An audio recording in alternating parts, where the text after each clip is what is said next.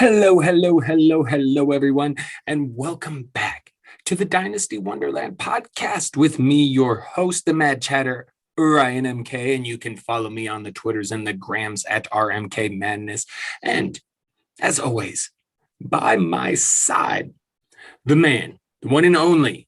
Do not forget to follow him on the Twitters at AARonStew09. That's right.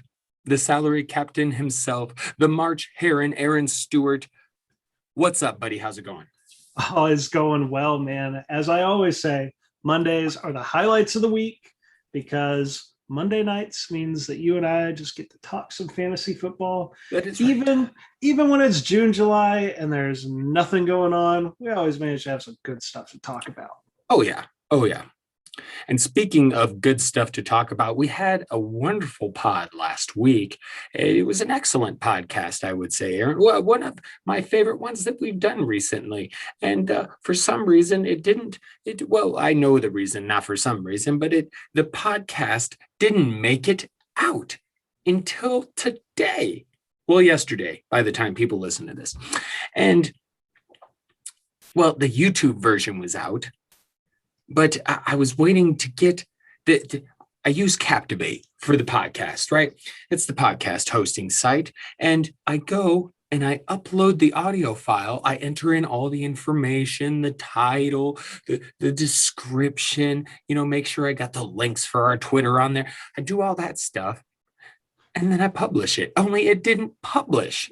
And I'm like, what the hell? So I scheduled Captivate did recently undergo some changes, new look to the site, kind of an upgrade. So I thought maybe there's something going on there. So I reset the publish time for the next day at a certain time. And I checked after that time, the next day, and it's still not published. And I was like, what the fuck is going on? So I once again try it. And at that point, it's towards the end of the week, and I'm starting to get very frustrated and irritated. So I message Captivate, but this was late afternoon Friday. So, of course, then the weekend comes. I don't hear back from Captivate today. Do you know what Captivate happened to tell me, Aaron? Oh, what'd they say? That the reason it hasn't published is because no audio file uploaded. Oh, how the fuck did no? I do this every time, Aaron. And I'm sitting here and I'm like, if when it was uploading, if there was some issue with it uploading, why did it not tell me the audio did not upload? It's the weirdest shit.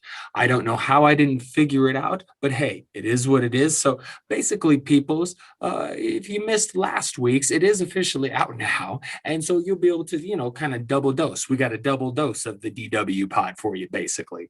So that's the issue with that, but it was a good pod. So definitely check it out, peoples. And before we get really into the football, we have to bring up the playoffs again. The Stanley Cup Finals were in the finals, the Stanley Cup Final, and Montreal versus Tampa Bay. You got Montreal Canadiens, the first Canadian team since I believe 2005. It's 2005 or 2003. I believe 2005, since Vancouver was in the Stanley Cup Finals. And actually, the last time a Canadian team won, it was Montreal. I think like 25, maybe more years ago. So it's been a while since a Canadian team has won the cup. And, it's been a minute since they've even been in the Stanley Cup Finals. So good to see the Montreal Canadiens in there, a Canadian team. And of course, they're going against Tampa Bay, the Tampa Bay Lightning. And, they're trying to keep shit rolling. The Bucks won the Super Bowl. They're going to try and win the cup. Blah, all this Tampa Bay crap. So, of course, you could see I'm kind of rooting for Montreal. And they're also the underdogs. So very fun Stanley Cup final. The first game was actually Monday night. Lightning took game one. So come on, Canadians. Let's go. And then you move to the NBA playoffs. Now, this is getting fun. I think we talked a little bit about this. We'd kind of like to see Phoenix, Milwaukee. I thought Phoenix might go ahead and wrap it up, but no. the Clippers ended up winning the game. So we go back to LA, the series 3-2. And so we'll see what happens there. But I do feel pretty confident that Phoenix is going to be able to close it out in the next couple of games. And then on the East, I really would like to see Milwaukee take it, but man, the Hawks are so fucking fun. Trae Young is I really like what the Hawks are doing. I would not be upset if they won the whole thing. I just think it's probably going to be the Bucks or the Suns that take the championship. And really, I'd be okay with either one, but neither series is over yet. LA's still hanging in there. The Hawks, I mean, hey, they were down 2-1 against the Sixers and came back and won that series. So I don't think you can count them out. But man, fun playoffs all around. I know you got a little bit to say about the basketball, probably, right? Certainly, yeah, because Milwaukee is the most interesting team in this, in that on paper, and I haven't been following basketball quite as closely as I usually do, but I look at that lineup and the rotation, and I'm like, Milwaukee should be killing everybody, and they just seem they're always underachieving, but yet they do enough to get by. When we talked about that, they squeaked by the Brooklyn Nets, and so Milwaukee's the most infuriating team, because I'm like, how are they struggling? How are they not steamrolling teams? I feel like right now of the four remaining teams, Phoenix, and as we record, they just lost Game 5, and it's unfortunate, but Phoenix is they're the juggernaut team. I watched them like, golly, that's tough to beat them. So really feel that Phoenix is, not only because they're up 3-2 in the Western Conference Finals, I feel like they are hands down the favorite to win this. They have come out on fire. Honestly, since COVID of last year, when they went undefeated in the bubble, this Suns team has just been remarkable. I would Trae Young and the Hawks, that would be a fun team, absolutely, and that would be quite the story of what was this? Trae Young's, how many years in the NBA has it been now? This is just year 2, I believe. Is it just his second year? I believe so. I know he came in the same year, the same draft class as Luka Doncic, but so you had a Hawks team. Sure. You had a Hawks team that went, like when they drafted Trae Young, they were a trash team. Right. They actually traded down. They traded the draft pick that became Luka Doncic to grab Trae Young, and they got some other things too. And at the time, honestly, and even today, I'm like, why would you pass up Luka Doncic? Even at that time, I was like, that kid's going to be special, and he is. But you could also say that this has worked out extremely well for the Hawks too. Maybe one of those rare win-wins. So we'd love to see a Trae Young. The Hawks have some ties to the Golden State Warriors. You could tell that they are clearly building that team exactly the way that the Warriors built their team, and that means Trae Young is their version of Steph Curry. So it's everything, the swag, the confidence, he's going to jack up some shots that just look absolutely horrible, but they go in for him. So he is fun to watch. If there was a player profiler for NBA players, Trae Young's best comparable would be Steph Curry for sure. And he got a lot of comparisons to that in college. But you're right. And by the way, I did look, it's actually year 3 for Luka and Trae Young, year 3, not year 2. But they're kind of more up and coming. So it'd be nice to see Phoenix in there, because you got Chris Paul, who's been around a while, and he always seems to have the bad luck with injuries, this and that. He always seems to have something to come up that keeps him from getting too far in the playoffs. And then Devin Booker's just been playing amazing. So it'd be nice to see the Suns get there. And it'd be nice to see Giannis. I always mix him up, say one or the other. Giannis, it'd be nice to see him take that next step and get his team to the finals. He's got a little more help this year with Holiday and all of that. So, I do think that'd be a fun finals. And again, I'd be cool with either team winning it. And I just appreciate the bit of parity we got this year with, as I mentioned, I think previously on a pod, the final 4 teams from last year, all done. By the second round. Not one of them won a game in the second round, and 3 were eliminated in the first, and the Nuggets got swept in the second round. So, those teams, from, you got to figure the end of last season, shortened off season, going into this season, the way everything worked out because of COVID and everything, those teams were just tired and beat to shit by the time it got to the playoffs this year. And so, in a way, you could say some of the top teams are kind of be taken out. But again, I appreciate that we're going to have a brand new champ, and you got some different teams here in the Final Four. And I've just had a lot of fun, really, with all I was pretty pissed off with the hockey playoffs once the Avalanche got eliminated. I'm going to be fucking honest, because I really thought this was their year. But it's been a lot of fun, both playoffs in my mind. So yeah, I've just had a lot of fun. It's always good this time of year. Right. Absolutely. Playoff time. But football is coming up. We're getting there. As you mentioned, this is kind of the downtime, the blah time, but we're getting there. We are getting there. So we discuss what there is to discuss in the meantime, and we'll start with random football thoughts. And I just got to start out with Tom Brady and his little appearance on what's the show? The shop. Barbershop. Yeah.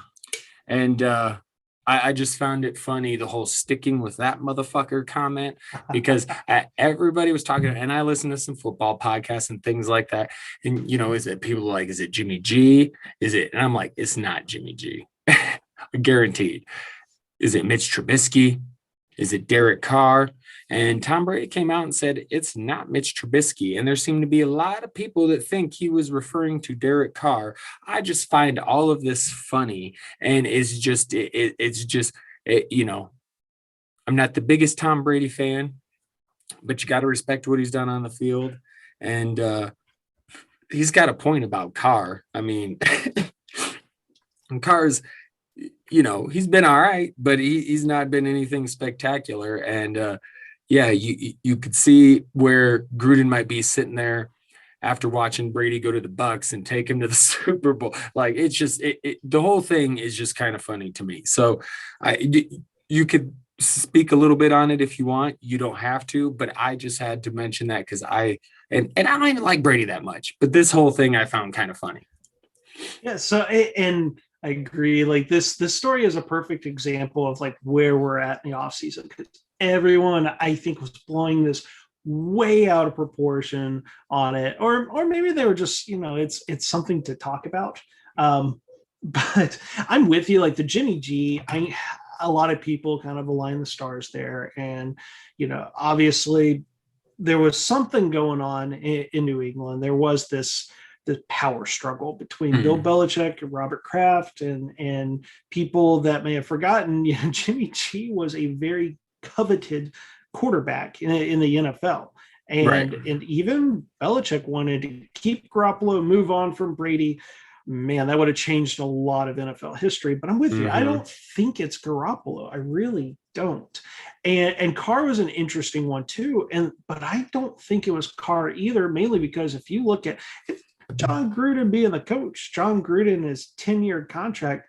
John Gruden, who's never added his quarterback to this Raiders team, like he would have jumped at the chance to get Tom Brady. Like I can't get behind that one, but there is one quarterback, one team that you didn't mention that the timeline on this is like perfect. And there's a lot of things that make sense. The Tennessee Titans and Ryan Tannehill. So Ryan Tannehill, here's some of the interesting things. Obviously, Tannehill started his career in Miami. He played 6 seasons in Miami, which means he played a lot of games against Tom Brady. So this motherfucker that he's talking about, maybe the guy that he beat multiple times between 2012 and 2018. And we all know those Miami Dolphin years for Ryan Tannehill, not good at all. Not good, because he threw, what was it? I've got stats here. So he actually did better than I thought, but 123 touchdowns to 75 interceptions. But then the interesting thing was the 2019 season. That was That was his first season in Tennessee. He gets traded for nothing. The Miami Dolphins moved on from Tannehill because they were starting their process collecting draft picks, wanted to build their team. 2019, in the playoffs, the Patriots and the Titans played each other. That was when the Titans were 9-7. The Patriots only had to play in the wild card game because they lost the Week 17 game against the Miami Dolphins, if I'm not mistaken. I know I'm having to think back a little over a year on that one. And so the Titans, we knew, were kind of an up and coming team. Like, they were having some success, but they were 9-7. Not a lot of people thought they would beat the Patriots because Patriots were 12-4, which is what they always seem to be. So it's 12-4 Patriots team in the playoffs in New England. It was going to be an easy win, but no, the 6 seed Tennessee Titans with Ryan Tannehill at quarterback beat Tom Brady. And that was his last game with the Patriots. Ryan Tannehill was the quarterback that beat Brady in his last game with the Patriots. So then that offseason, so Tannehill and Brady were both free agents. Tannehill signs his 4-year, $118 million contract March 15th, 2020. 5 days later, Tom Brady signs with the Tampa Bay Buccaneers on March 20th. Interesting. The timeline, everything just lines up perfect. If I was to say a second team, mainly because I don't know. Like, he was pretty adamant about, like, I'm gonna beat whoever the motherfucker was that he was referencing. He said, I'm gonna beat that guy, and Garoppolo would be my number 2 on that one because what he do? He ended up signing with Tampa Bay, same conference. So the idea of, San Francisco thinks they're going to be good, and they were in the Super Bowl. So Brady might have signed with Tampa Bay so that hoping he could go against Garoppolo in the NFC playoffs to beat him. That's the second one. It's not a sexy one, but I'm pretty certain it's Ryan Tannehill. Just that connection. That's pretty good. Yeah. I didn't think about that. That would just be shocking to me because in my mind, Tannehill's better than Carr, Trubisky, right, maybe even Jimmy G. And so, like, it's kind of interesting that would be the one. But the way you spell it out, and lay it out, it makes sense.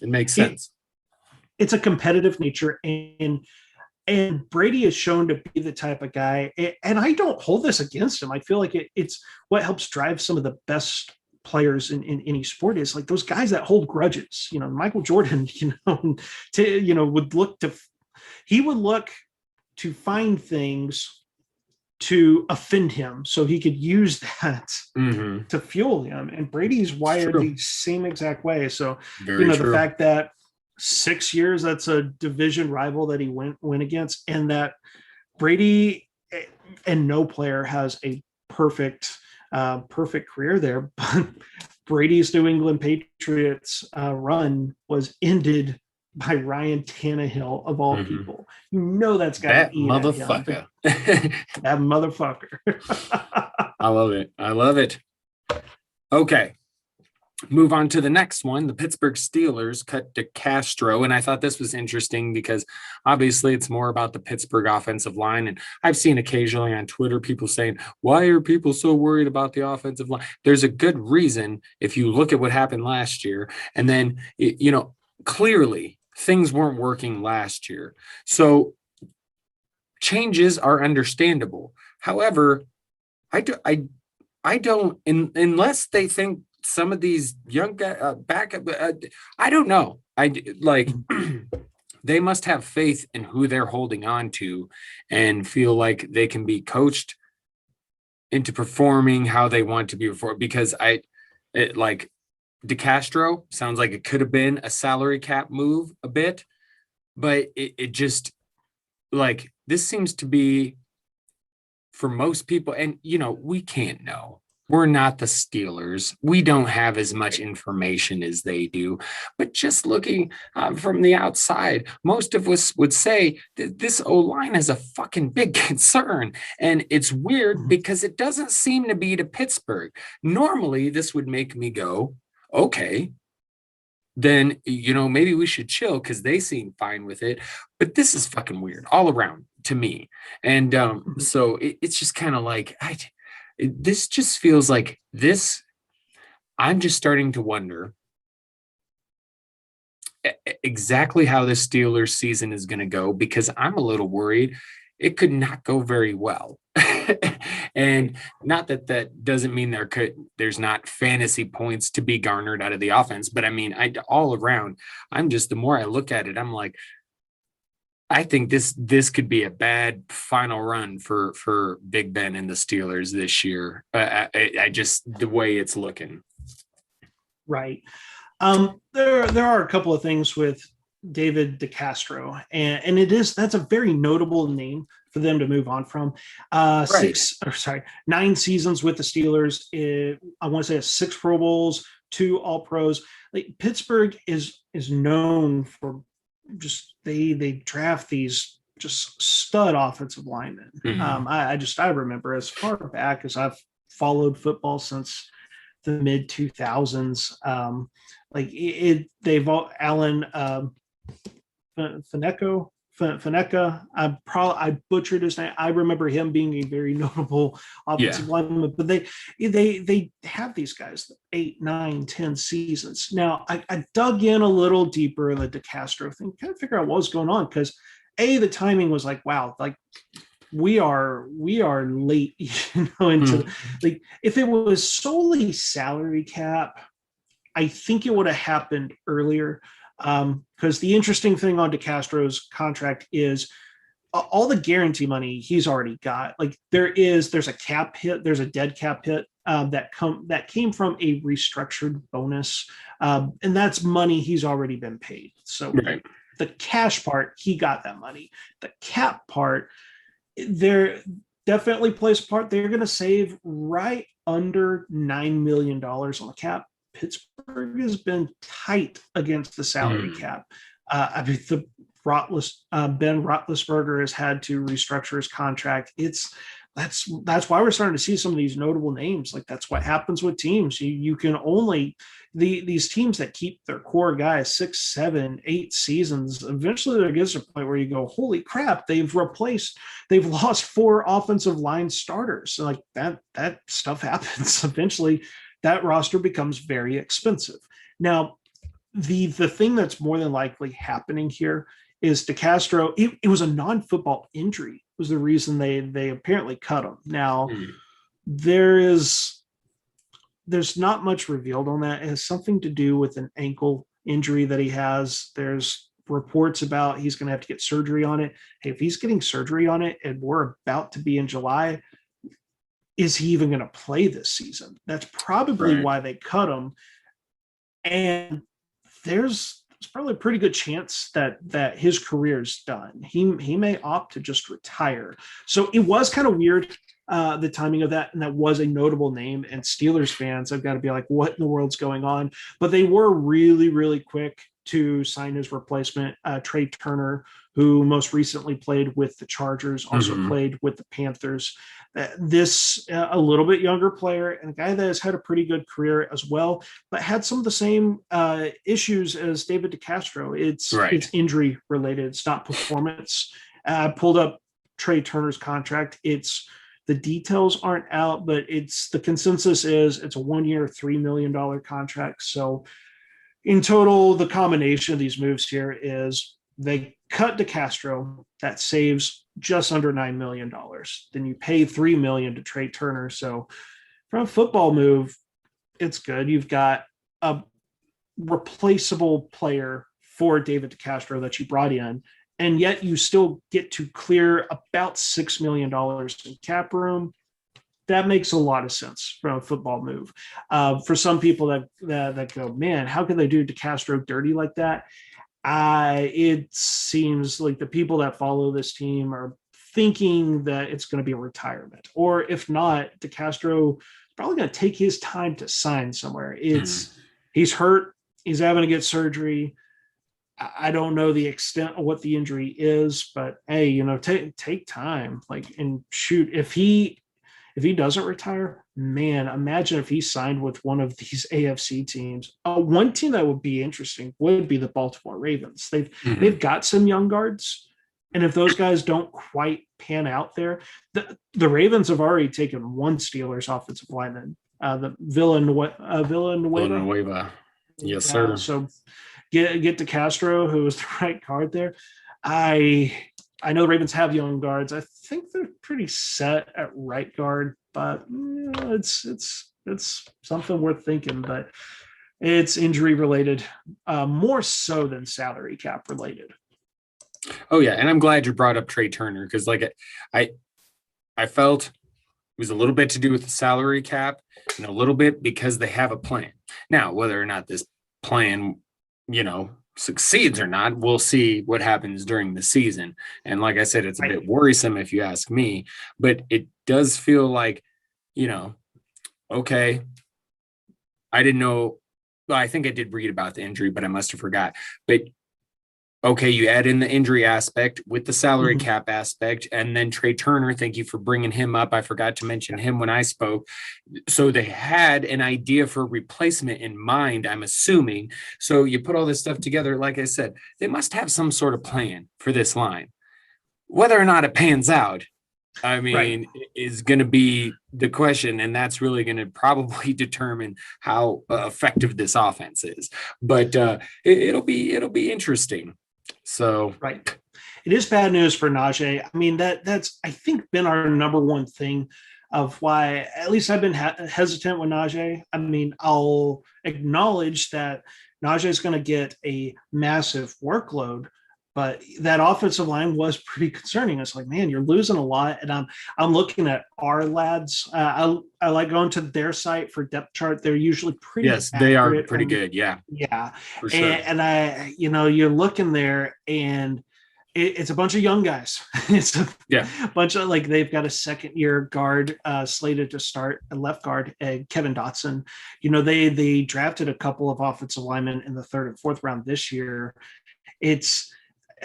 Man, Trey Turner, I think, is the oldest guy there, and he was a few years younger than David DeCastro. So it's an offensive line that has gotten younger, and that's not a bad thing. If you're offensive line, they had so many guys in their 30s. Yeah, so it could work, but you have Zach Banner at right tackle, and he's coming back from a pretty bad. I want to say it was torn ACL, or it might have been Achilles. It was one of the bad ones where when it happens, you're like, you're out for the season. There's no chance coming back. So it is between, you've got guys that are just they don't have a lot of starts. Doesn't mean they're going to be bad players. It's just that experience that Pittsburgh offensive line usually has. This could go one of two ways. Like, it could be that necessary youth movement to help that they needed to do, or all that inexperience just leads to just a horrible offensive line that can't protect Ben Roethlisberger, who's completely immobile right now. Right, exactly. And for Najee, we even saw a more superior prospect in Saquon Barkley. If it doesn't matter how good of a running back you are, if your offensive line can't do anything, I still remember the Giants game where Barkley had this absurd amount of carries. It was, it was 18 carries, and you got 20 something yards. And I think it was against the Steelers too. I don't remember the exact numbers, but we've seen that. I remember seeing a little bit of that from Joe Mixon too, where it was just he got a hefty workload, didn't do a whole lot with it because the fucking entire offense is terrible. And so it's the offensive line it's a very important thing. And I'm not going to ask, or I'm not going to pretend like I'm some football savant that knows everything about the ins and outs. But from everything I understand, this is one position, the offensive line, where the coaching is pretty important. So if they've got some talent, even if they're inexperienced, and the coaching can get them to playing together, which Pittsburgh's known to do with their lines, then they might be okay. But it is concerning because you've got what otherwise looks like a team that's pretty, win now, and an offensive line that feels like it's being put together on the fly. And you're just like you said, with the immobile or older quarterback back there. I mean, this just, I don't know, it feels a little sticky. Feels a little sticky. Very much so. It's not a good time to be a Steelers fan. But yeah, every team has to go through these time periods where you have to tear down. The team gets old, the team gets its window closes. So we'll see. I wouldn't really change Najee Harris. Right? Like, you might bump him down a little bit. At the end of the day, he is going to get volume. Volume is the most important thing in fantasy football. But some of the concerns I had with Najee Harris now coming to fruition here, and I'm Team Javonte. So. Yes, sir. I'm with you. Okay, we move on to what I was gonna say here was we're approaching that, Scott Fishbowl time, about a week till the actual draft. We've entered another mock draft. So I was gonna kind of want to talk about that, but I figure, we just started that second mock. Let's save this shit for next week and we can kind of talk more about it. Because at that point, we'll have gotten far in this mock draft and we'll be getting the regular draft underway. So we can kind of attack the Scott Fishbowl a little more next week, if you're good with that. Absolutely. I'm excited to see where the second mock goes. Oh man, we're drafting with the Roto Underworld crew. So I noticed we got Ray Garvin. Of course, we got the Podfather, got Larky, Cody Carpentier, friend of the Dynasty Wonderland.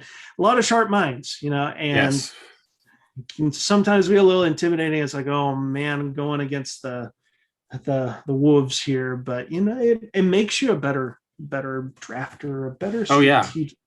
So I love it because I know I got to be sharp. I got to be. I saw you take Waller.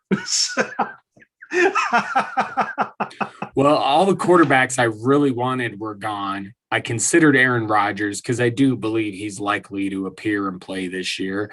And so, but I was kind of like thinking also, I want some more mobility. And then I kind of, I usually pretty much trust myself in what I go with.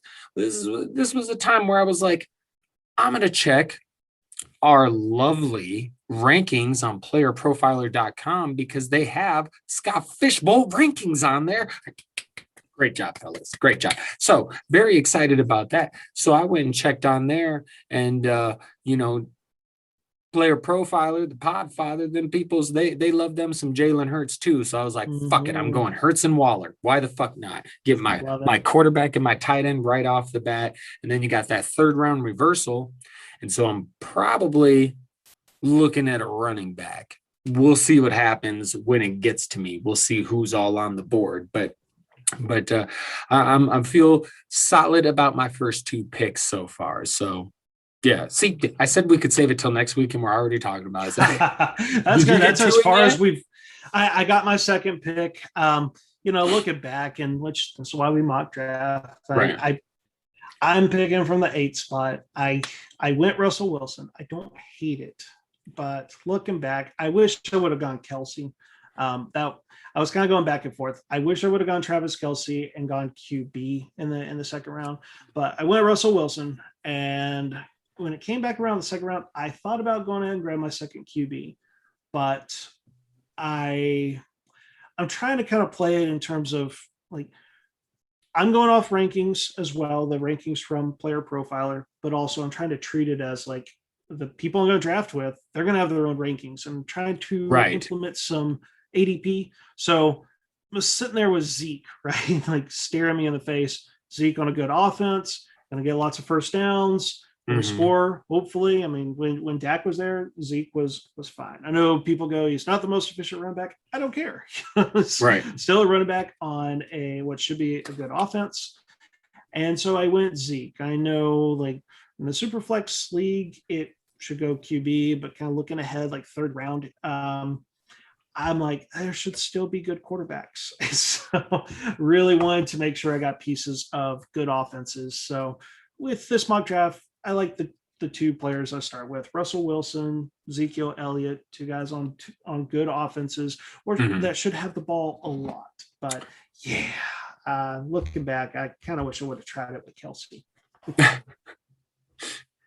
Yeah, I definitely could see that. But Russell Wilson's good to have, man. Russell Wilson's good to have.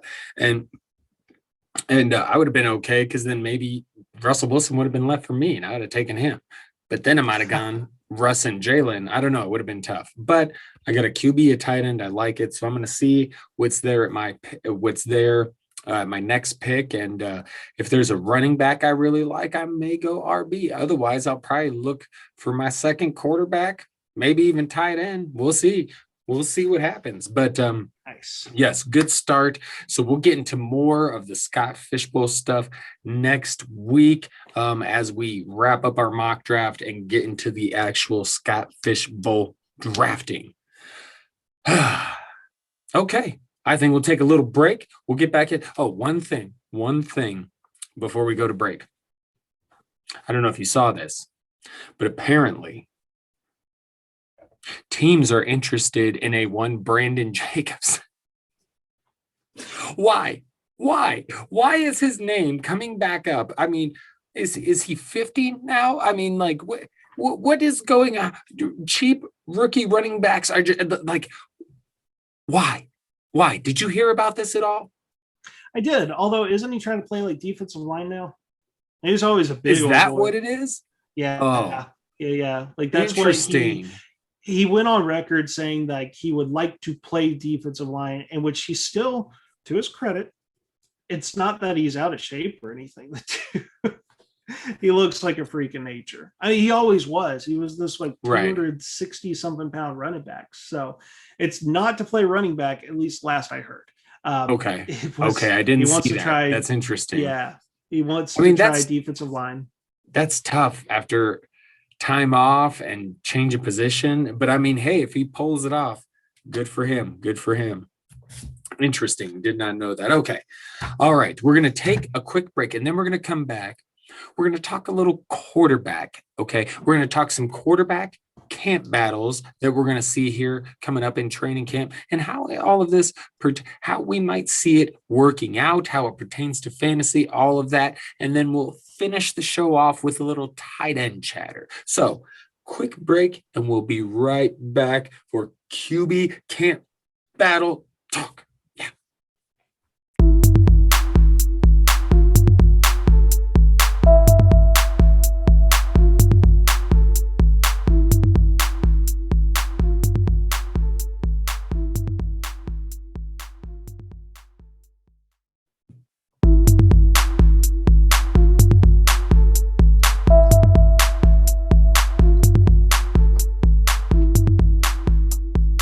All right.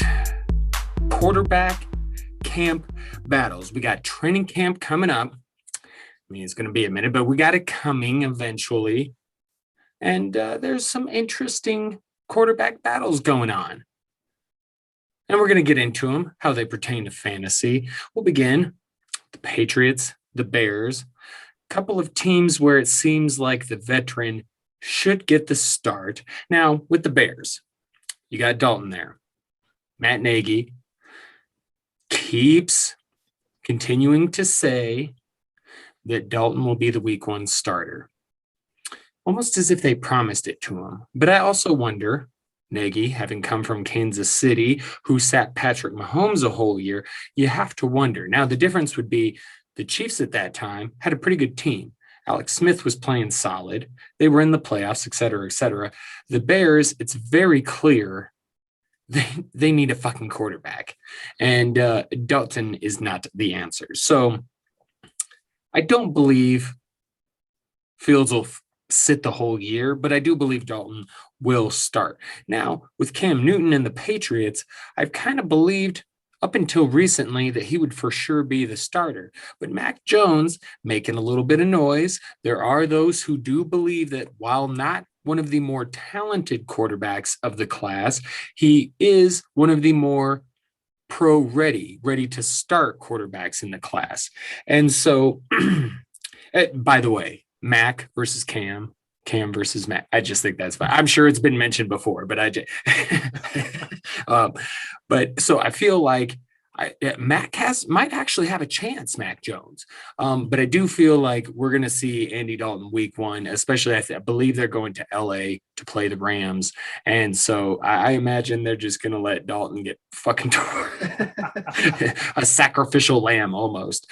And then maybe they give him a few weeks. And because I do believe, if I remember, that first part of the Bears schedule, a little bit tricky. So maybe they let Dalton play through that, bring him in when the schedule lightens up a little bit. But those are kind of my thoughts on those two situations. Feel free, Aaron, give me your thoughts.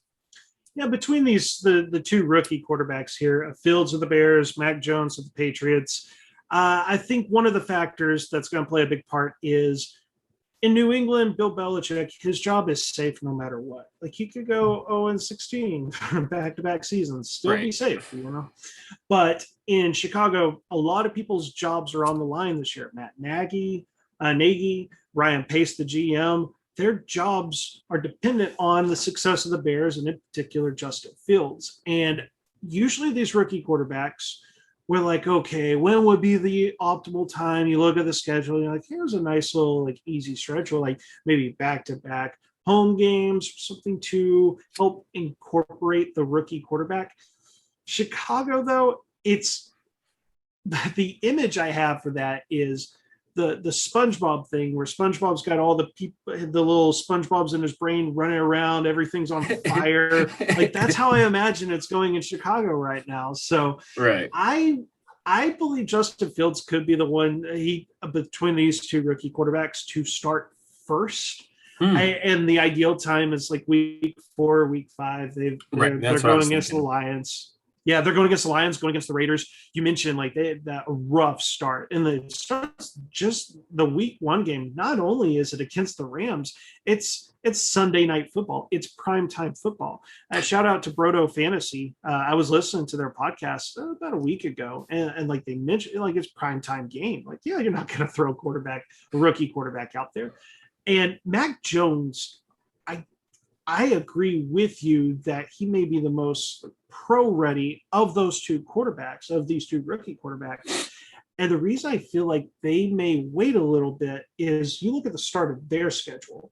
Week 1 against the Miami Dolphins, week 2 against the New York Jets, and week 3, they get to go against Tom Brady and the Tampa Bay Buccaneers. These are 3 huge games for the New England Patriots because that's 2 division rival games and then the defending Super Bowl champions. Like you come out 1-2 or God forbid 0-3, you're waving the white flag. Like it's going to be difficult to come back from that type of start. And week 4 is actually against the Houston Texans. And Mac Jones, Bill Belichick is going to put whatever the best player is. He doesn't care about all these he doesn't care about like sitting rookie quarterback. If Mac Jones shows throughout training camp, and then when we get into preseason that he's just the better quarterback than Cam Newton, then Bill Belichick will start him from week 1. Now, some of the reasons why I think that they will wait on Mac Jones is Cam Newton. I know last year was bad. Cam Newton, he actually played against Miami in week 1 last year, and he had 25.7 fantasy points. He was the 6th highest scoring quarterback in fantasy football. And he followed it up the next week with 35.6 fantasy points. Like Cam Newton, people forget how great the start of his first season with the Patriots was. And that was, he didn't know the offense. He signed really late with the Patriots. And then, of course, COVID and everything went downhill from there for Newton. It did, yes. He played 2 games against the Jets, actually, in the second half of the season, weeks 9 and week 17. Put up 24.6 fantasy points. And get this, week 17, 37.5 fantasy points. He was the number 1 fantasy quarterback in week 17. I get it. It's week 17. We don't care about that in fantasy football unless your league is just mismanaged by the commissioner. No one's playing in the final week of the season.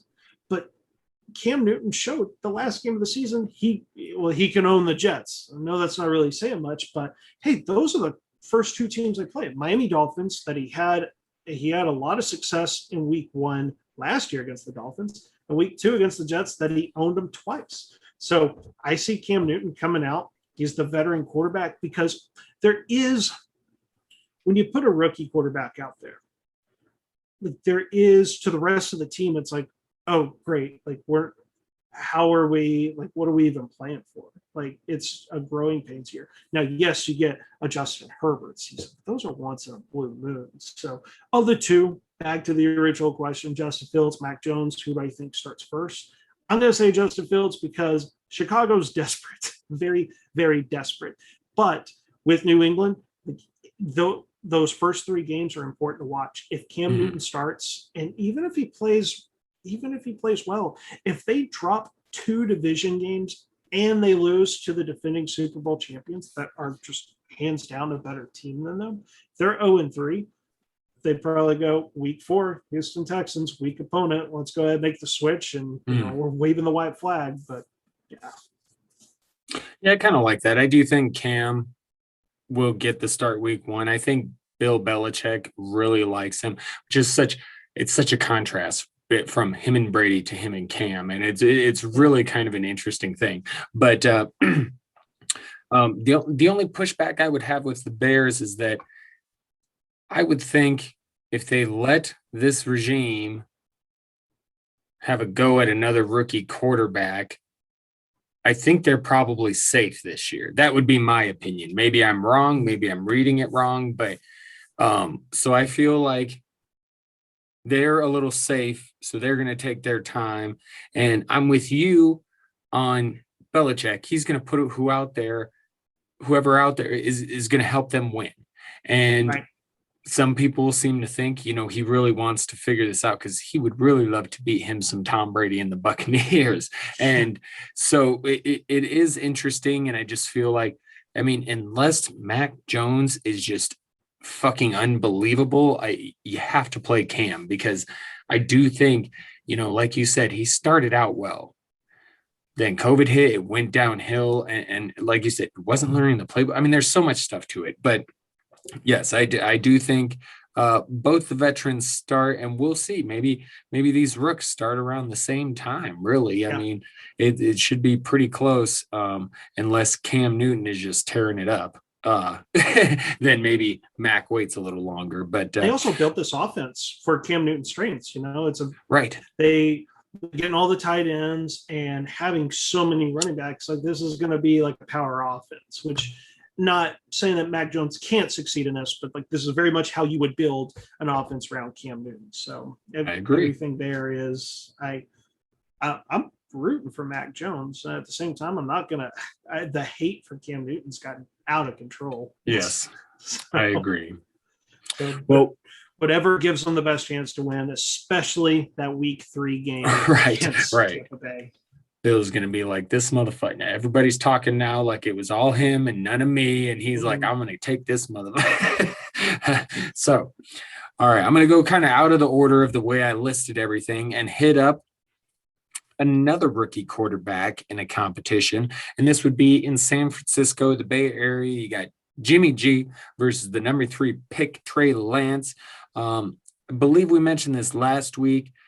San Francisco, the coaching staff is really working on Trey Lance's development, working on his mechanics, trying to work out some of the kinks because they want to unleash his full arsenal during training camp. Mm-hmm. And as I mentioned, I believe that's because, they really want him to win that job, and so they can deal Jimmy G. And looking at this, I do think that's what the Niners want to have. The Niners believe they can be contenders. They were in the Super Bowl. There was something there where I think they lost their faith in Jimmy G.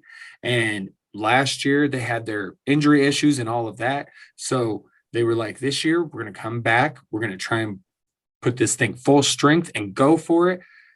We need a little something more from the quarterback position. So I feel like the only way that Trey Lance is not starting week 1 is if he really just can't put enough of it together. And we'll see how that goes, training camp preseason. But I do really believe it. Everything I've seen, what it says to me is the Niners are going to do everything they can to get Trey Lance ready for week 1. Nice. And I've got the other stance with it, and is nothing to do. I believe in the talent of Trey Lance, Mm-hmm. and it was mainly when I was looking at the 49ers schedule. I'm trying to figure out, okay, like you try to give them. You don't want to set them up to fail.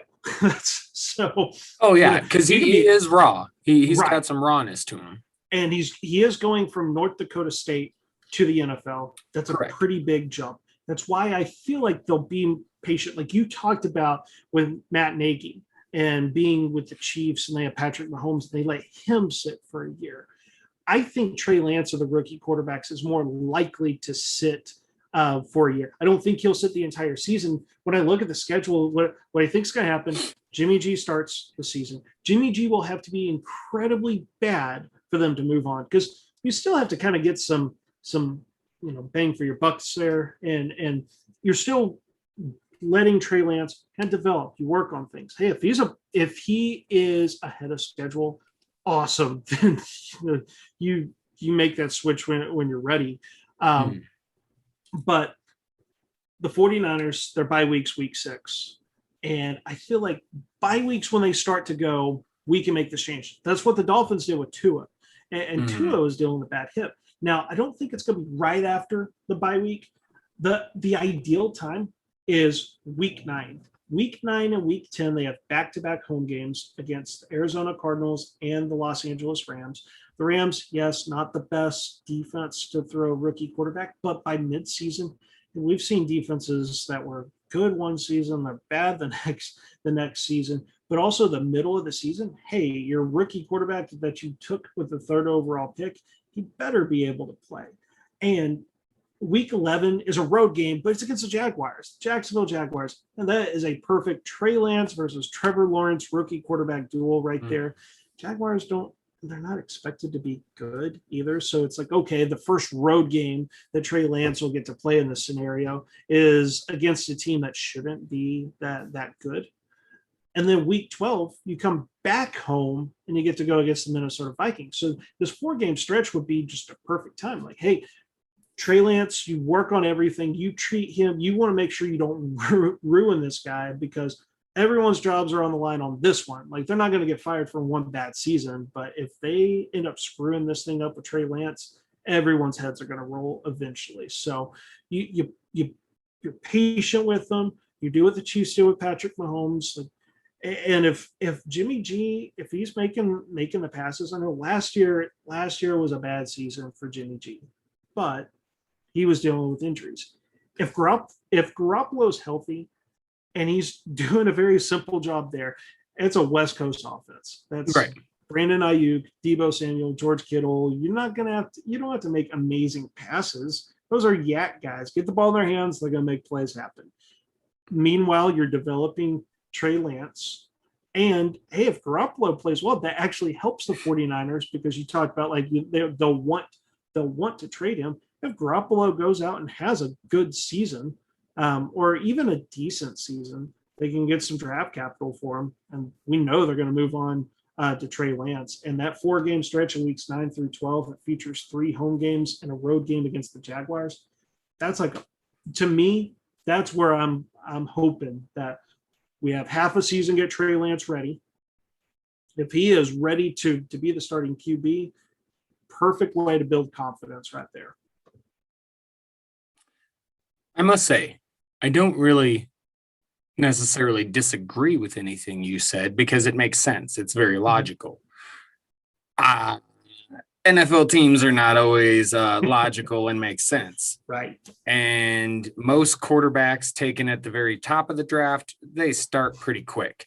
I believe the report of them pushing the adjustment of his mechanics and all of this to quote unquote open up his arsenal for training camp. I truly believe they've seen enough of Jimmy G.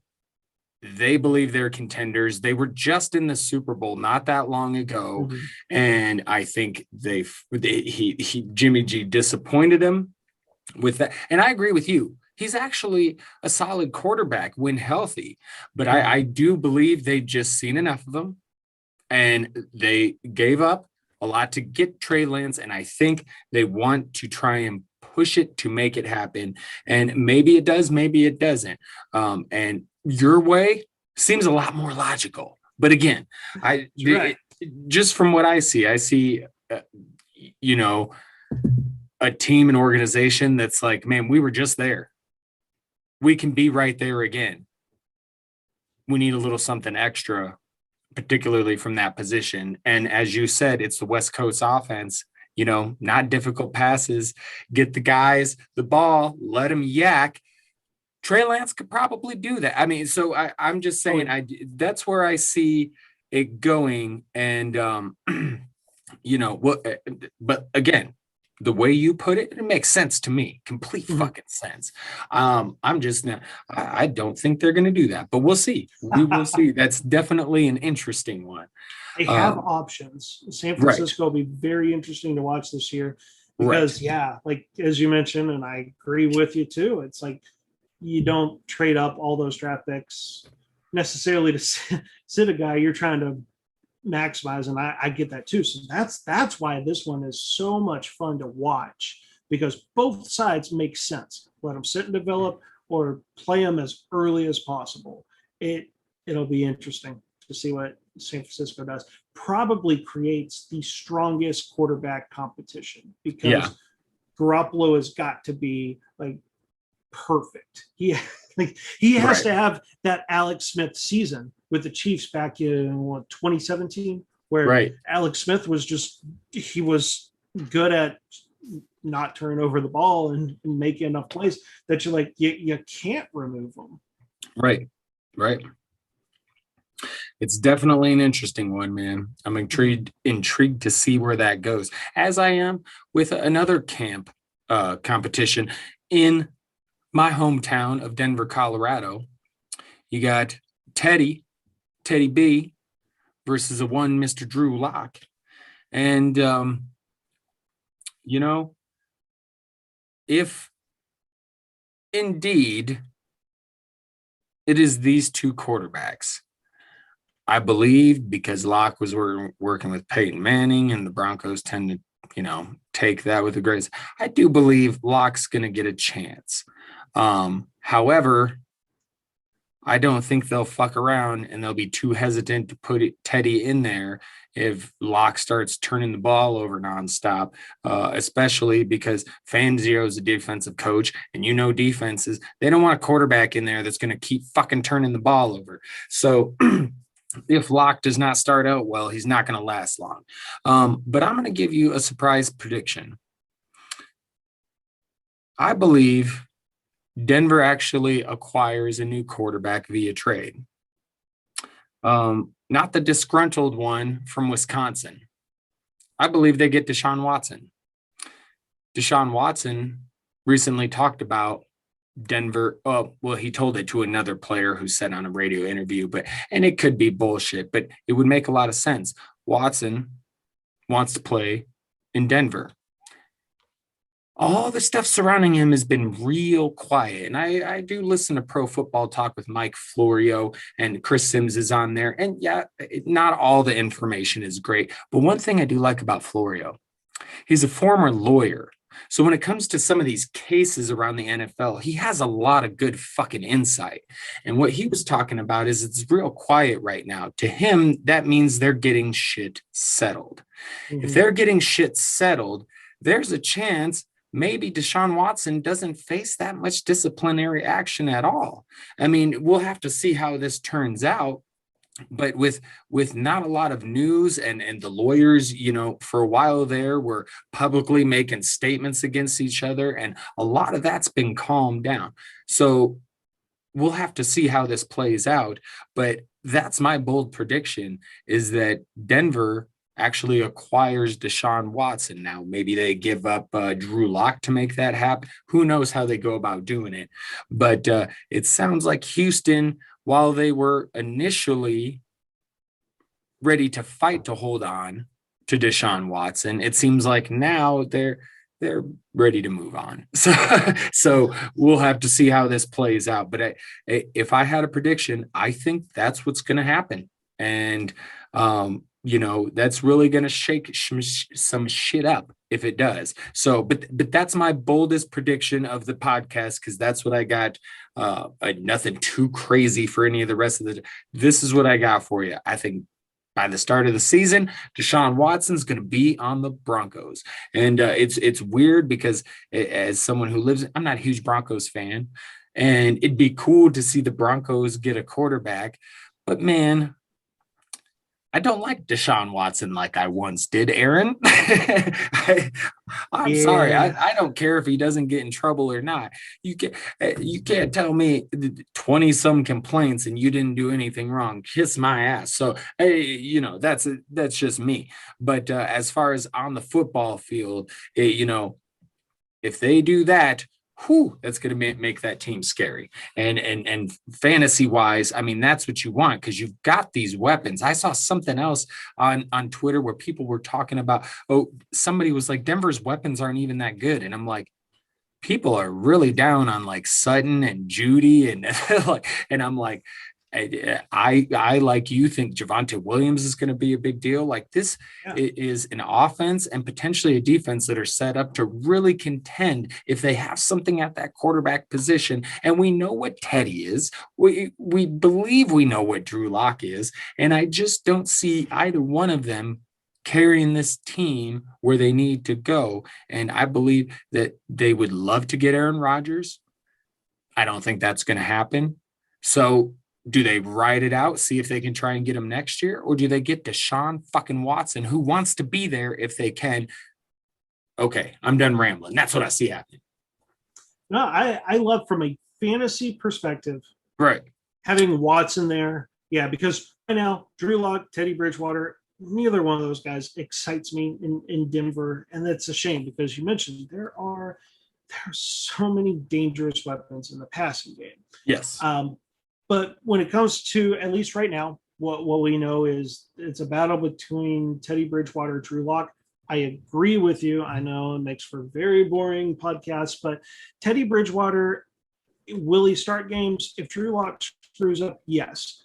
I don't see Bridgewater as a guy that you bring in and you're like, yep, we brought him in to replace Drew Lock. Was Drew Lock horrible last year? Absolutely.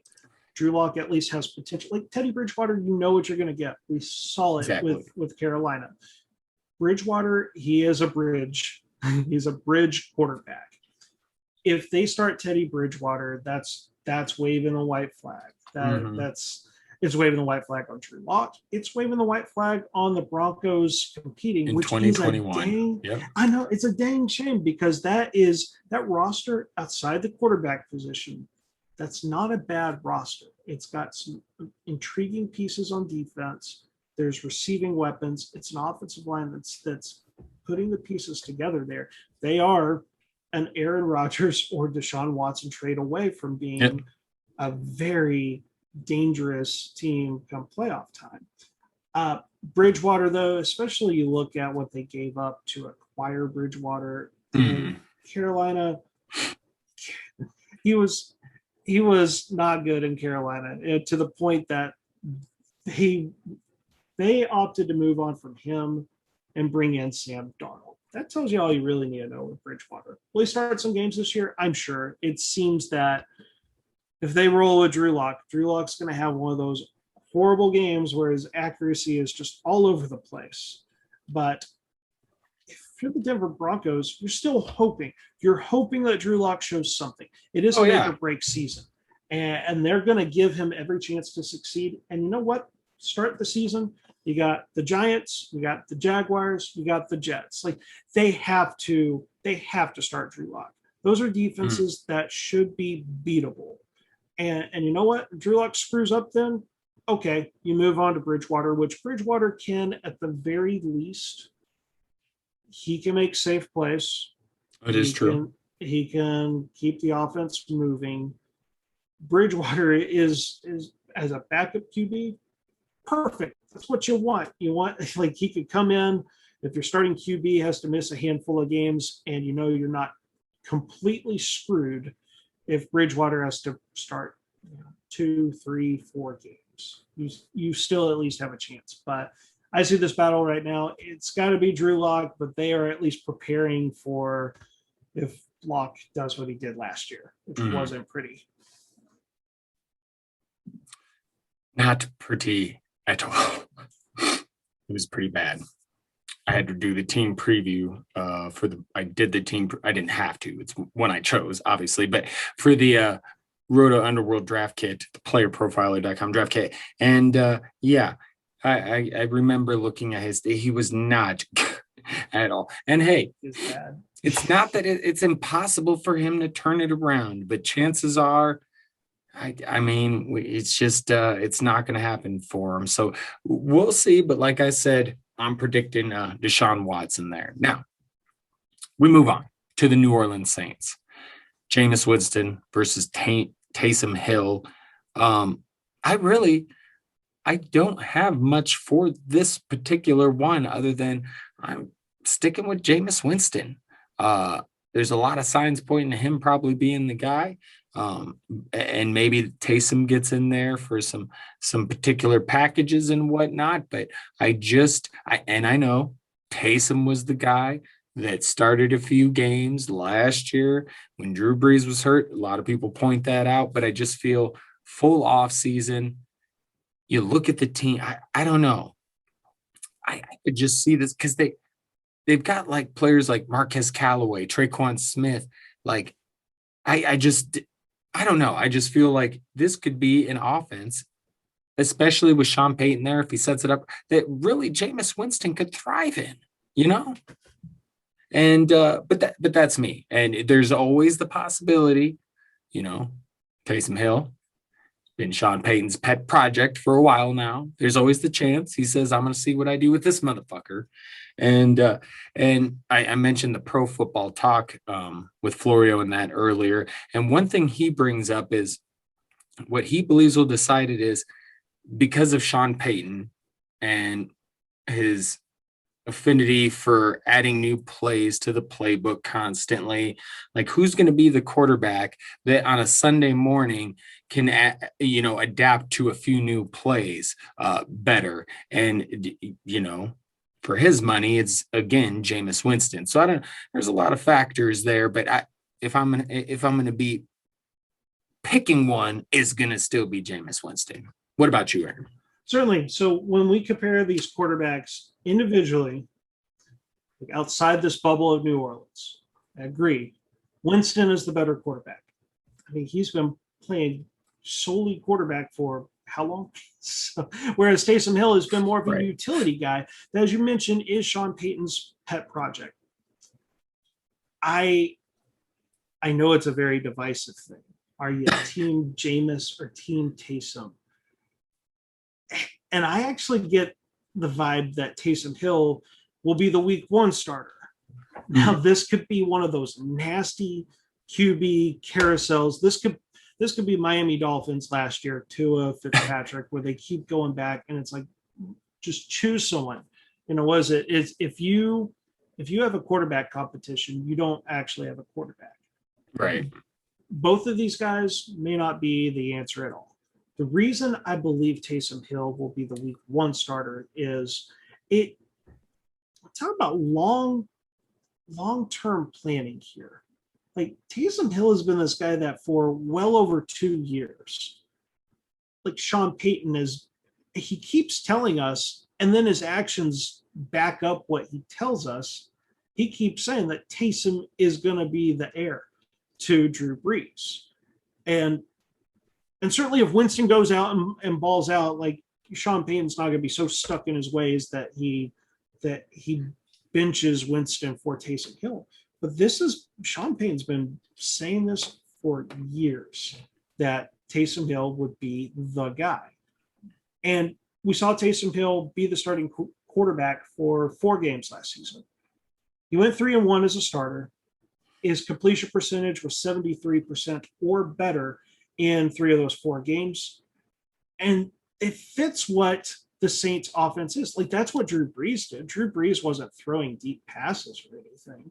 And Taysom Hill doesn't either. Like, in terms of arm talent, yeah, Jameis Winston's better. But Taysom Hill fits the Sean Payton offense. Now, Payton also comes out and he goes, whoever wins the quarterback job, they'll build the offense. And there is there is some truth to that, but I have a hard time wrapping my mind around, like, how are you going to like drastically change your offense for a quarterback? Like, and Sean Payton's been choosing these players, Traquan Smith here, Marquez Callaway, Michael Thomas, because they fit a system. They are fantastic players, but they excel in the Saints offense that was run by Drew Brees, that Taysom Hill has shown that he can run as well. Taysom Hill had a lot of fantasy success during those 4 starts. He had 4 passing touchdowns to 2 interceptions. Of course, with Taysom Hill, he's not the hate for Taysom Hill is that he's not Andrew Luck. He's not the prototypical like passing quarterback, but he does excel just in his own way. And he had 4 rushing touchdowns, and Taysom Hill, I believe, makes that offense more dangerous, just because like when he's out there, you don't know what they're gonna do. Now, this is the best advice I give in fantasy football. Is I did a startup dynasty draft. Jameis Winston was drafted before Taysom Hill. But I'm sitting there looking at Taysom Hill. It's a super flex draft. It was round 15 or 16. Why not? It was like the last quarterback that could possibly start. And I checked the odds. There's the website Action Network has the Vegas odds for the 2 QBs. That should be a head-to-head battle, neck and neck, like should be a coin flip. Like everything you could read, you could literally Google Saints quarterback battle. First article say Winston will be the starter. The very next article say Taysom Hill's clearly the starter, and it keeps alternating. Like it should be more 50-50. The odds do have Jameis Winston as the favorite, but it's some pretty big odds. Like Winston has -185, Taysom Hill is +240. Like it's, if I was placing a bet, I'm taking the Taysom Hill side because this should be more 50-50, but they are putting Jameis Winston like it's almost like double the odds there. And that to me seems a little strange. Like I just feel like there's a better chance at those odds to take Taysom Hill, especially when we talk about week 1 as well.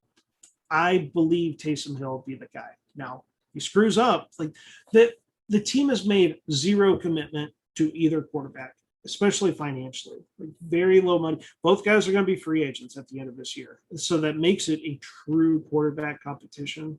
But I do wonder, I'm like, why didn't Winston get on the field last year? Like people would say it was his first year in the offense, but the Saints did that with Teddy Bridgewater. Like Bridgewater got on the field before Taysom Hill, but Taysom Hill. Oh, you got something on that one? I have a theory.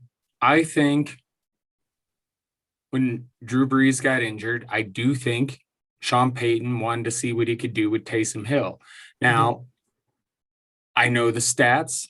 I know they went 3-1. But I also wonder, you mentioned he's backed up a lot of his words with actions pertaining to Taysom Hill, but it feels like this time he hasn't. Like you said, there's no real commitment to him. If it was going to be Taysom Hill, his pet project, if he's been building towards this, why is there even a fucking competition? I guess in my mind. And that's because I wonder if Sean Payton didn't see something he wasn't impressed with and maybe thought, maybe I would like to see some more Jameis, because there was a couple of times last year where Jameis got out there for a play. He did get on the field I think at least a couple of times. I'd have to look up. But he had some pass attempts, definitely. So I guess I don't know. I definitely like some points about what you were saying with the system and all of that. But then I also wonder about that. He's been doing shit so long because of Drew Brees and all of that. Maybe he welcomes the idea of opening it up a little bit with the Jameis Winston type. So maybe I'm falling for what a lot of what I'm reading could be true. But it's also to me like yes, they've been doing this for years. This is what they've been doing with Drew Brees and all that. They also haven't won shit. They won 1 Super Bowl years ago, and it was very questionable how they got past the fucking Vikings on that shit. Like that game pissed me off. It was also Adrian Peterson couldn't hold on to the fucking ball. Anyway, I don't have any problem with that game at all. But they really haven't done much winning in the playoffs at all. And so maybe it's time to change the system up a little bit. I mean, is it just, hey, you go with Taysom Hill instead of Drew Brees and you're going to be winning more in the play? I don't know.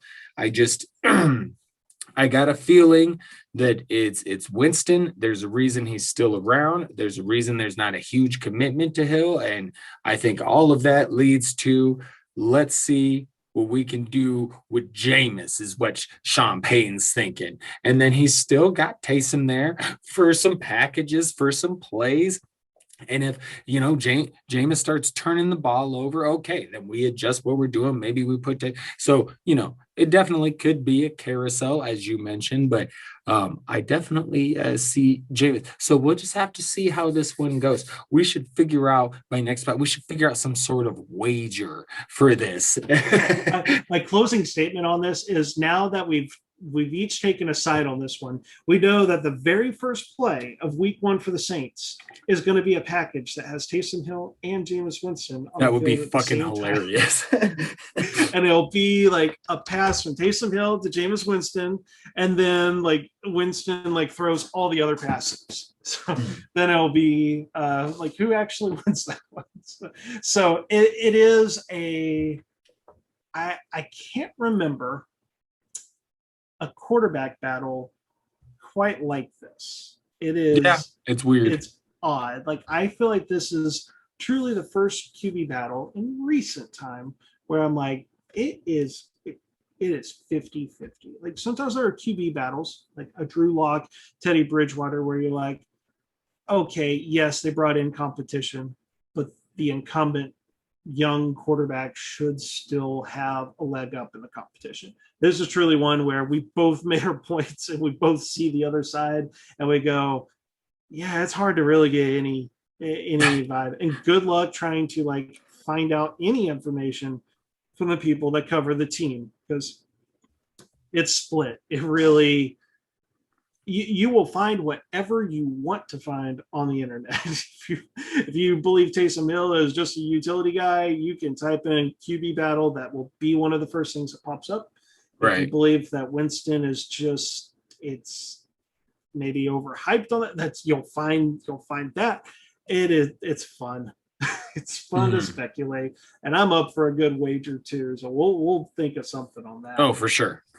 That'll be fun. Friendly little wager. All right. Well, that's what we got for quarterback stuff. We'll see how this goes. I guess we didn't tie a lot of that shit in with I guess how it would affect fantasy players, but obviously, you get the better quarterbacks in there. You get Fields in there eventually. He's going to be better for the skill players than Andy Dalton. So yeah. I guess, we don't necessarily have to get into that, but we move on to the tight ends. We wanted to talk a little bit about this because you've got, Kelsey, Kittle, Waller. They're at the top, right? You got those top 3 for the past few years. They've been the shit. And nobody really comes super close to them. Now, last year, you had a couple of guys. Tanyan was up there. He was actually the 3rd tight end. Kittle was hurt, banged up last year. And then, TJ Hawkinson was pretty far up there. I believe he finished 4th or 5th. And so you had some guys getting close. And then, Mark Andrews, as of recent, has had a couple of good years. So you've got some players. Is there anybody that gets up there, in your opinion, cracks that top 5 and maybe even comes close or eclipses one of the top 3? Interesting. So I have some names. I love this section in particular. I love the tight end position. Me too. And I went a little deeper because I think most people's consensus number 4 is Kyle Pitts. And that's not going to be one of the 2 guys I talk about. It seems like Kyle Pitts, TJ Hawkinson, those 2 guys have been the next tier. Mm-hmm. I wanted to go just a little bit below because always in my redraft leagues, if I don't grab one of the top two, or in this case, there seems to be a top three tight ends of Travis Kelce, Darren Waller, George Kittle. I'm not grabbing one of the early ones. I'm waiting. I am going to be one of the last ones drafted tight end. That caused me to miss on like Darren Waller last year. But usually, more often than not, the strategy works out well for me because the draft capital that you can use to shore up on running back, receiver, and then using a double-digit round pick on tight end is quite helpful. So the first tight end I want to talk about, you mentioned George Kittle. This guy's best comparable player is George Kittle. And we forget about this guy because there were some injuries. There was a weird football game where he didn't have an NFL quarterback throwing him the ball because of COVID. It's Denver Bronco tight end, Noah Fant. A lot of the things that we look for in tight ends. If there's one position in fantasy football where athleticism can carry you, like you don't even have to have necessarily a lot of talent. You mentioned Robert Tonyan, he's a former receiver that has athleticism that allowed him to be heavily involved in the red zone. He caught 11 touchdowns. That's how he finished as such a good fantasy tight end. Noah Fant, his athleticism's off the charts. Like people hype up Kyle Pitts. They're like, we've never seen a prospect quite like this. From an athletic standpoint, we absolutely see prospects like this as recently as Noah Fant from a couple of years ago. It's top 10 in efficiency stats, such as yards per route run, target separation. Also, it's a negative one, but like he had 4 drops, which was the 11th most amongst tight ends there. So it's like, okay, drops, I'm never worried about drops. They suck when they happen, but most guys, like you'll have players that they can't seem to squeeze the ball at all one season. Next season they go out and they're fine. They'll have 0 drops, 1 drop. Like drops fluctuate so much. So I'm not worried about that. Top 10 in productivity, receptions, receiving yards, fantasy points per game, yards after the catch. That's a big one. I like tight ends that have that athleticism to create after the catch. Noah Fant had the one play, I don't think it was last season, the year before, where he catches just the short little pass. Yeah, and he starts on like and the he right fucking side. just You know the rips it. play. Yeah. He just and I see that and I go, holy smokes, like he's fast. And also good luck if he catches the ball, like he can do that. Crazy. Also, one of my other favorite stats when I'm looking at, okay, who are some guys that could truly break out? Unrealized air yards. Obviously, Drew Lock and that cannon that was all over the place meant that there was some passes that just, there was no way Noah Fant could come down with that. So if that could be a little bit better, or even if they go to Teddy Bridgewater, like we're actually going to tie some fantasy football into this. Bridgewater, for fantasy purposes, I want to say he was the most accurate quarterback in some of those efficiency stats. Now, take a pinch of salt with that, and he's Teddy check down there. But like that can work. I just mentioned, yes, it's a play, but like it shows what Fant can do. Okay, you take a short little slant pass to Noah Fant, and that's all he needs. He's going to create. He's also top 12 in opportunity metrics such as routes, route participation, targets, target share, air yards, deep targets, hog rate, which hog rate's going to be when he's actually on the field, like how often he's featured there. Like there was the 3 main metrics of efficiency, opportunity, and productivity. When I can find those guys that have that excel in all 3 of those, and there's a guy right in the middle of that Venn diagram, I'm like, that's a guy to target. And we're forgetting about him. Everyone's hyping up Hawkinson. Like you don't really hear much at all about Noah Fant. Athletic tight end that can excel in all these metrics. I looked at the last 3 games last season, week 15 through week 17. Here's some of the stats. Week 15, he ran 37 routes, targeted 11 times, 8 catches, 68 yards, a touchdown. Week 16, ran 36 routes, targeted 9 times, 6 catches, 65 yards. Week 17, ran 30 routes, targeted 6 times, 4 catches, 48 yards. seeing the amount of routes he was running, seeing the amount of targets. So that was 26 targets. That was almost 9 targets a game. I know, small sample size, but and Portland Sutton is coming back. I know that will affect things, but Noah Fant has the type of volume. Like, all he needs to do, he only scored 1 touchdown those 3 games, but seeing the routes and the targets, I'm like, holy crap. That's what we're looking for when we want a top five tight end, or a guy that has that ceiling there.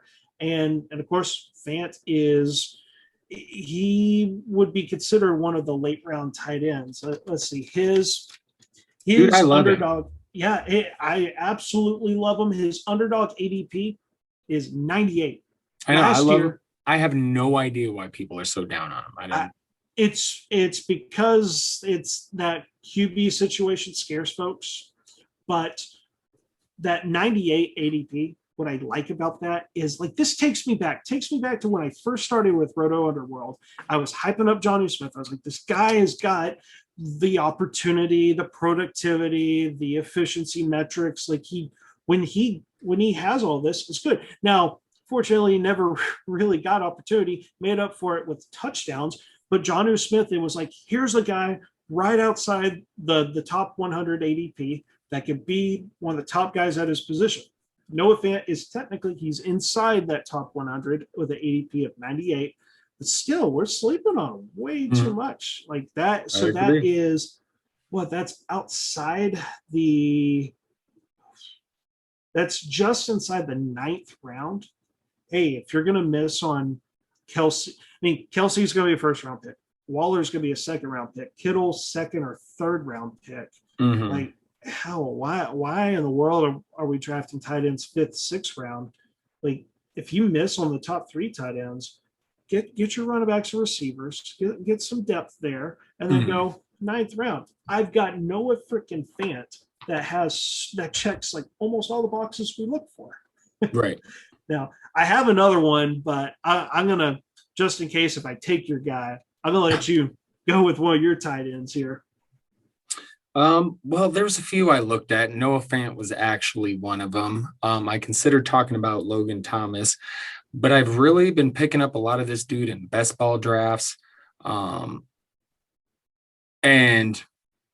I might be getting him in the rounds you're talking about, where 5th or 6th round, but I really like dude's opportunity this year, and that's Dallas Goedert. Now, eventually, they're going to be moving on from Zach Ertz. Goedert's going to become the main guy in this offense with Jalen Hurts, who, if he plays well, like a lot of us think he can and will, he's going to be one of the primary targets.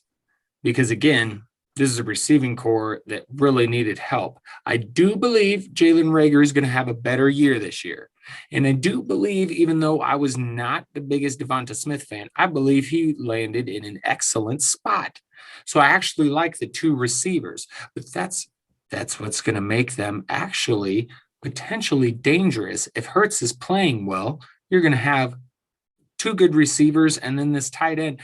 That's going to be tricky to cover. And really, you look at some of his metrics from last year, and he was 6th in average target distance, 7th in deep targets, okay? 8th in fantasy points per game. Now, this is, with the turmoil with the coaching and Carson Wentz and Jalen Hurts and all of that, and Zach Ertz still there and blah, blah, blah. And then you look at some other stuff. True catch rate of 92%, which was 6th at the position. Target premium, 6th as well. Production premium, 6th as well. This dude is efficient, and I believe the opportunity goes up. If the offense is a little better, I really believe, because one area where you look at is he had 3 touchdowns. Okay, that's got to go up if he's going to go up, the tight end rankings, or, but so he's definitely going to have to improve that. But if the offense improves and they have, Hurts there, these other wide receivers, this could be potentially a big year for Dallas Goddard. And so I'm a big fan of him. I believe in him this year. And it's really crazy because I never really cared too much about him before. I didn't necessarily dislike him or think he was a bad player, but I kind of liked what I saw out of him last year. And just looking at things this year, I believe he has a chance of getting to that top five. So we'll have to see. There is a new coaching staff and all of that, but that's one of the guys I really like. Oh, I love Dallas Goddard. I was upset that Philadelphia took him as a Cowboys fan. I really wanted Goddard. And then they wanted to change his name. I'm like, no, he's Dallas Goddard. Right. Yeah, excellent point. Like, especially when we're looking for top 5 tight ends. If the tight end can be the number 1 receiver, like that obviously really helps their case. And right now, yes, they've invested first-round draft capital, as you mentioned, Devontae Smith and Jalen Braker. But let's just say maybe those guys aren't alphas there. Maybe they're guys that excel because they got a guy like Goddard to be the primary guy. So Goddard's definitely someone I was looking into. And yeah, there's a reason his ADP is the way it is. How about a tight end that so many people were super high on last year that us in the Roto underworld were warning people to pump the brakes? Don't you love it when we come full circle on these players? Because what's our motto here? We don't hate players. We hate ADPs. I wrote a piece last offseason telling people this would be the biggest bust at the tight end position. One Mr. Tyler Higbee. Mm-hmm. This season is the perfect time. I love picking up Tyler Higbee everywhere. Dynasty, best ball, redraft, and here's why. It's a very simple thing, but Gerald Everett is gone. He's gone.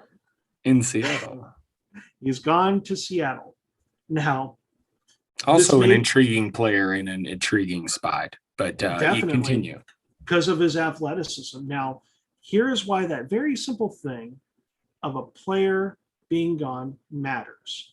This is something that I think some people know in fantasy football, but in case you don't know, since 2019, Gerald Everett missed 5 games, and there was a 6th game where he basically missed the game. He did not play many snaps at all, so I kind of grouped that game in there. In 2019, week 16, he played like 7% of the snaps, which is going to be like less than 5 plays. I grouped that in there. In 6 games without Gerald Everett, this is where he finished. This is where Tyler Higbee finished in fantasy points for that week. Week 13, 2019, 23.7 fantasy points, number 1 at his position. The following week, week 14, 18.6 fantasy points, number 5 at his position. Week 15, 23.1 fantasy points, finishes number 3 at his position. Week 16, the game where Gerald Everett technically played, but less than 7% of the snaps, 19.4 fantasy points, number 7 at his position. Week 17, 2019, 22.4 fantasy points, number 1 at his position. Week 2, 2020, 28.4 fantasy points, number 1 at his position. Mm. That is, for people, if they weren't keeping track of that, those 6 weeks included 3 number 1 tight end weeks, and his lowest ranking was number 7. Like, when Everett's gone, Higbee becomes Hogbee at the tight end position. He played at least 82% of the snaps in all 6 of those games. And yes, the Rams, they do well. In 2019, they played a lot of 11 personnel, 3 wide receiver sets. They did transition and play some 2 tight end sets, some 12 personnel. But when Everett was gone, Higbee was heavily involved. Also, they lost Josh Reynolds. I think is a replacement level talent. And yes, I know Higbee's not a receiver. But what if Van Jefferson, a lot of people are happy about the Dynasty, what if Van Jefferson is just a dude? Like, what if he's not able to truly replace truly be the number 3 receiver. Mhm. Higbee shown that he is more than capable being involved as a tight end. You mentioned TJ Hawkinson. The reason I bring up Hawkinson is his QB last year is Matthew Stafford. Matthew Stafford. Very good point. Stafford can make tight ends fantasy relevant. Here with the Rams, yes, there's Robert Woods. Yes, there's Cooper Kupp. But Tyler Higbee could be that third option in the passing game. And man, we're one injury away from one of the top 2 receivers where Higbee becomes Hogbee again. And Yeah. in the efficiency metrics, they don't lie. He's top 15 in like all of the efficiency metrics, which included some of the ones I wanted to highlight. Number 2 in target premium, number 4 in production premium, number 12 in fantasy points per route, and number 8 in fantasy points per target. He is an efficient machine. He's been productive without Gerald Everett. As you mentioned, Gerald Everett is gone. He went to the division rival Seattle Seahawks. And the great thing is his ADP right now is right in that range of Noah Fant. He's actually going right above him. So it's 92 ADP. I like that. Like, hey, if I don't get one of the top 3 tight ends in the 8th, 9th round, I can get Tyler Higbee or Noah Fant. Sounds good to me. Mm-hmm. Dude, I actually love it. And I'm going to tell you, I was sleeping on him a little bit. So that's good info. Bring me around on the Tyler Higbee. I've never really been big on him, but a large part of that because Everett's been there and I've liked Everett a little bit more. And it's always been kind of, a power struggle. But yeah, they're both great options this year because of their situations. And I think I've got one more. I'm going to make it quick. It's a guy in another good situation, no competition. He is the starter. And if Jameis Winston gets the job, I really see this being fantastic. And that's a one Adam Troutman. Now, this is someone a lot of people were excited about last year. And it doesn't feel like people are as excited about him this year. It's kind of freaking weird. And really, this is a guy who, if you look back to his metrics and some of his college stuff to get an idea of what kind of player he is, okay, average 40-yard dash, speed score, burst score, but then 95th percentile agility score, 81st percentile in catch radius. This dude's college dominator is in the 97th percentile. Dude can ball. Now you put him in a position in what is normally a high scoring offense. If it continues to be this way, you got a guy in a productive offense, a good offense with no competition at the position. And really, I like Marquez Callaway. I like Traquan Smith, but really it's kind of Thomas and Kamara.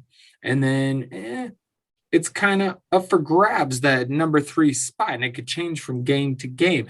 But I do think Adam Troutman's going to see some big games. And to me, this is a perfect dude to grab at the end of best ball drafts because he could have some huge fucking games. I don't know how consistent, but we'll have to see how it plays out and what happens with the quarterback position.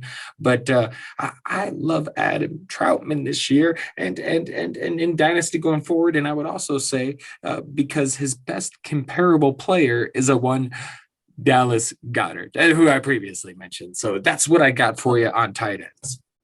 Love it. Can I hit you with a dark horse candidate? Like, yes, we're talking double-digit rounds.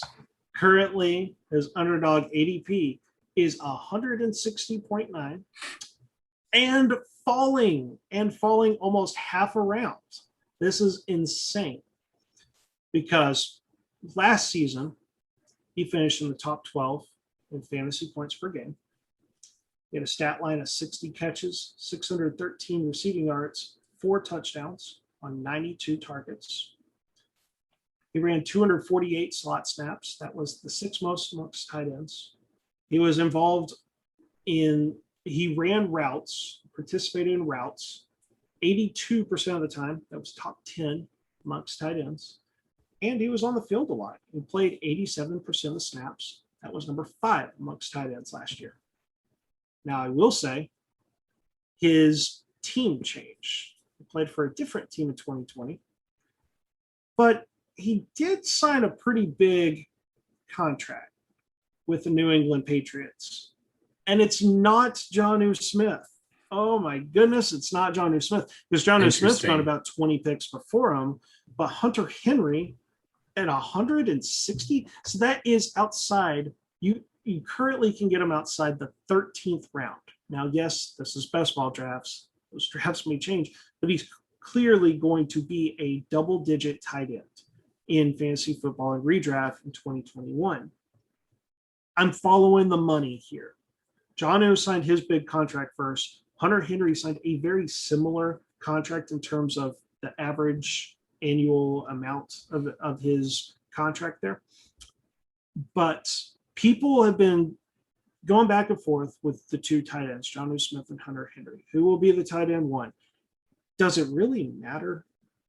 This offense, the Patriots made their big offseason commitments to both those tight ends. Yes, they signed Nelson Aguilar. He signed a 2-year, $22 million deal. That's decent money, but that's not what Hunter Henry and Jonnu Smith got. They signed Kendrick Bourne to a multi-year contract that they can get out of after one season. It's not much commitment at all. They clearly wanted to improve this offense, and they invested in those two guys. That's the 1A and the 1B in the passing game. And I love Jonnu Smith. Everyone knows that. Everyone that follows me knows I love Jonnu Smith. Jonnu Smith is the more complete tight end, but that also means he's going to handle more blocking. Like he was not involved in the passing offense with the Titans nearly as much as Hunter Henry. And especially at the difference in the ADPs, like I was shocked to find Jonnu Smith is around 140 and Hunter Henry's at 160. You got to take the odds. Like, hey, in the 13th round, Hunter Henry may be the top tight end on that team, and even if he's not, he's at least the second passing option there. Probably, yeah. Last year he had 92 targets playing as tight end on the Chargers. Why can he not get 92 targets here in New England? And he averaged 10 fantasy points per game last year. That was right inside the top 12, as I mentioned earlier. Like he's not that far away from finishing top 5 in tight ends. If he scores some more touchdowns, a couple more touchdowns, he gets up to that. Like that's how close it is. Because we mentioned Robert Tonyan. I'm going to pull up how many fantasy points he averaged last year. So Hunter Henry, 10.4 fantasy points. For him and the expectations, that wasn't good for Hunter Henry. But at the end of the day, that still was just outside top 10.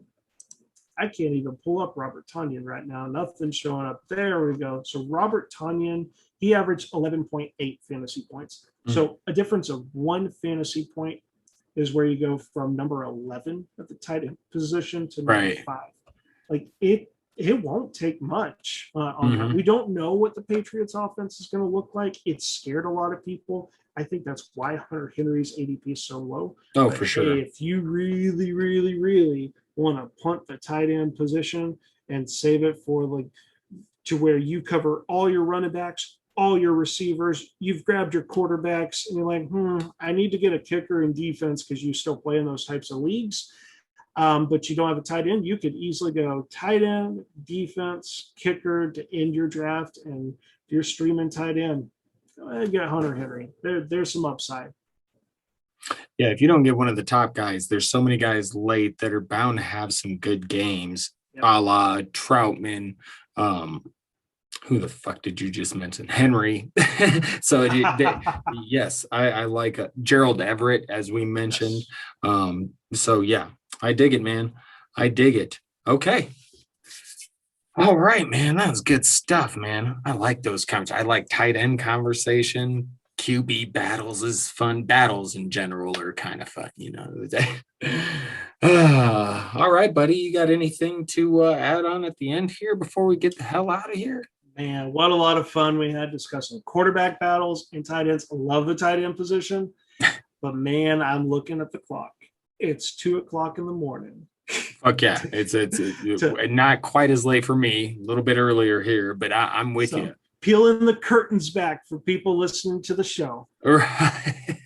You'll listen to this on Tuesday. Just know we were up Very late recording. Very late, having a blast. I wouldn't change it for anything. Like I said, That's right. Mondays, recording days, highlight of my week. I absolutely love it. And I'm sitting here on I got 3 monitors in front of me, and I can't reveal anything for people listening. But we're working on getting some guests here, and I finally have heard back from one that I'm really excited about. Hope that we can get on the show. I can't give the name yet. We'll shock some people, but excellent.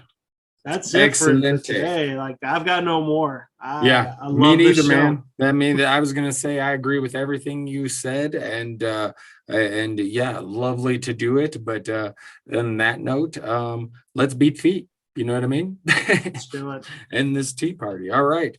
Well, thank you everybody for listening to the show. Very much appreciated. As always, much love. Stay safe, stay vigilant, stay mad, because the rest of us are. That's right. Have a great weekend. Until next time, top for that. Peace out, Darren. Peace out, people. Light us.